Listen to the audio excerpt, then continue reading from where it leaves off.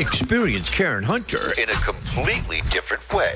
Karen Hunter is awesome. The podcast. If you like me on SiriusXM Urban View Channel 126, you're going to love me. And Karen Hunter is awesome. Hey, this is Karen Hunter, host of The Karen Hunter Show on SiriusXM's Urban View. Karen Hunter is awesome is an actual podcast to bring heat and energy and knowledge and power. A 1-2 punch that I don't think you get anyplace else. Tell the truth. Check out the podcast wherever you get your podcast. You will not be disappointed.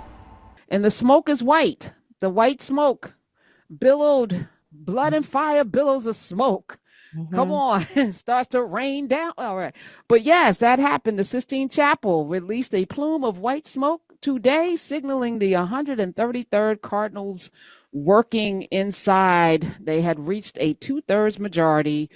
And sounds like our Congress reached a 2/3 majority to elect a new pope for the Catholic Church. That happened today. The first American in history. I don't know. I feel like the end of the world is here. I feel like too many things are happening that they never happened before. Tell me. The thing is, he has not lived in America. He became a citizen of Peru. So he may be American by origin.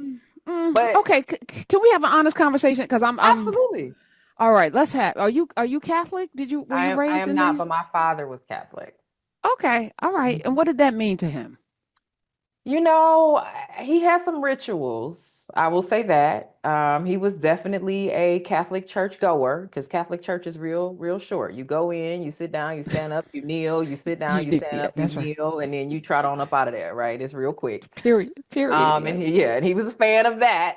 But you know, there were lots of non-Catholic aligned behaviors, as I believe many, unfortunate Catholics are also of the same ilk. So there's that. All people who claim. Yeah. I feel like in many ways, those who cling the tightest to their faith are the ones that I'm side-eyeing the most. Mm-hmm. Thou dost protest too much. It's almost like you are in clinging, trying to let the world know I'm not the things that I'm actually doing. Correct. Watch, because that's why I'm seeing a string of these pastors with their pedophilia arrests, raping of children, and not to mention the Catholic Church's long and storied history of doing that with no consequences. Let's put that over there. But also, I do want to kind of think about this because I don't know if this is myth, but and this goes for all religions. Traore, it was said that Saudi Arabia offered to build like 10 mosques in Burkina Faso, and he said, I'd rather have schools and hospitals. Uh-huh. But I thought that was interesting. It may have been 100 mosques, may not have been 10. It may have been 100 mosques. But we had a call last week. A woman called up, was a missionary to Ghana, and she was talking about how her church came, and and I said, was white Jesus there? And it stumbled her, she was like, what? I was like, what? So what was the role of white Jesus? And you're bringing Jesus to the continent where Jesus was. So, Christianity started there. So you're bringing something to people that are, the oldest Christians are in Ethiopia. The oldest, the first convert to this thing we call Christianity was an African.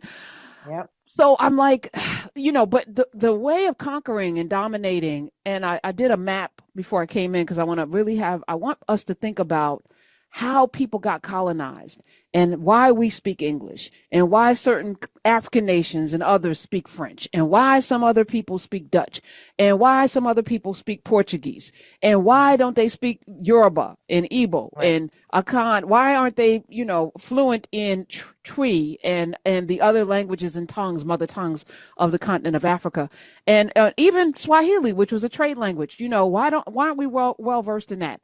So I was thinking about the Catholic Church and its sanctioning of enslavement, its christening of ships.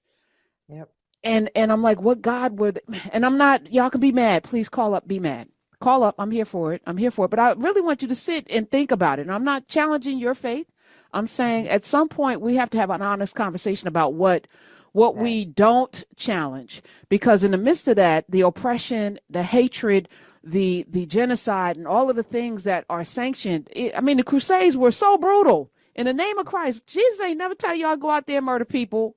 Paul had to figure that. Paul was like, oh, I'm blind. wait a minute. Those of you, like, there's all these conflicting things in folk that claim they love God and Jesus, that I think at some point, while the ceremony is interesting, I will say it like that, because I ain't understand the Black Klan outfits and the all of the things, all of the bells, that are ringing, that are supposed to ward off evil. Listen, y'all be doing a lot of witchcraft for the people that don't love the demonic energy. Well, you already know. Throw that over there. Rituals are cool when they your rituals. They not cool when they not your ritual. That's always been the way of religion.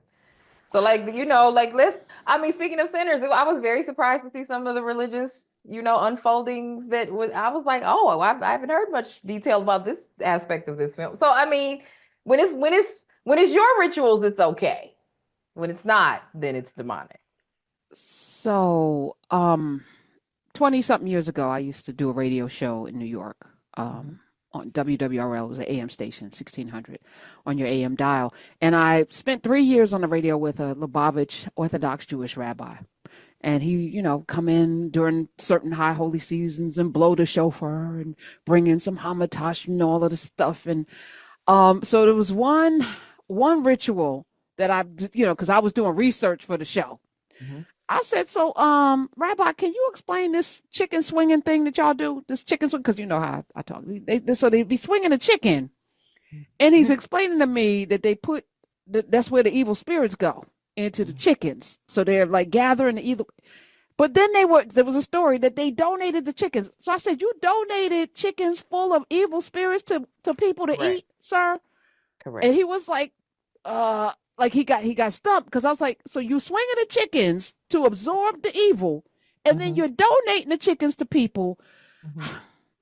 So you spreading the evil through the chickens because them people don't believe what I believe, so they can eat the chicken, but they can eat the evil chickens. But if you think the chickens are evil, why are you giving them to people? Like, I was like, that doesn't. So anyway, his community had to get him up off the radio, because every day I was like, so Rabbi, I just read this and explained this, because your Old Testament, your Torah is my Old Testament. I studied that thing. So to explain this, he would be like,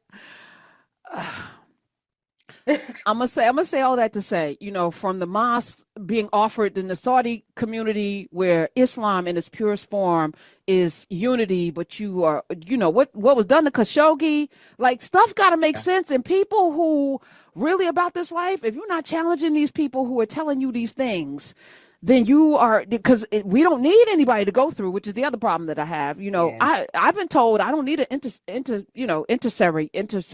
or a building. Or a building with all of this opulence. Thank you. You don't need any of that, according to what the rules supposedly are.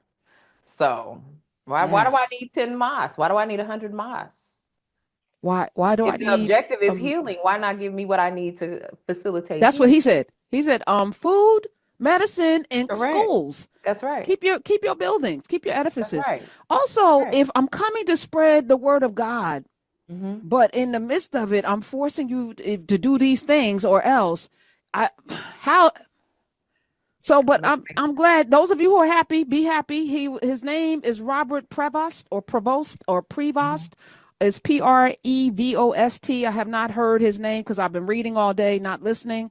So somebody can correct. Do you know how to say his name? It might be Prevost. I don't know. Prevost. Okay. Born in Chicago on September 14th, 1955. Makes him a Virgo. Those of you who believe, listen, we all doing witchcraft today. Let's go. If that's what they doing. So he's a Virgo, which is interesting, because when I think about Virgos, it's a very kind of like righteous, this thing. And so, like, the Ayatollah Khomeini was a Virgo. Like, I study these things. I don't know why, but usually a lot of these rigid religious leaders, I'm gonna put that over there. Y'all can study that if you want to. But he's the son of a French father. His father's name was Louis Marius Prevost, and his mother was Italian, Mildred Martinez. His father was a United States Navy vet, World War II. I wonder what stories came back from there. And a school administrator. At the time, Cardinal Prevost went to seminary, Order of St. Augustine, in 1973. He went to Villanova. Villanova's having a moment. So shout out to the Knicks. Those three stars there. And now you got a pope. He graduated with a degree in mathematics, which I find fascinating, Bachelor's of Science in Mathematics, because that says his mind works a certain kind of way. I love that. In 1973, he decided to become a priest, joined the order in September, probably on his birthday, in September of 1977. And he took his first vows in September of 1978, solemn vows. And, as you said, he moved and lived most of his life in, it's Prevost. Prevost. Okay. Thank you, Smiz. Say it, Smiz. Prevost.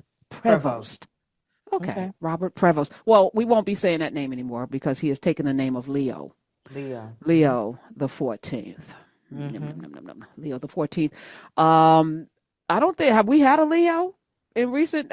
We've had 23 Johns. Gregory has been used 16 times, and popes have to take a new name, or it's customary for them to take a new name.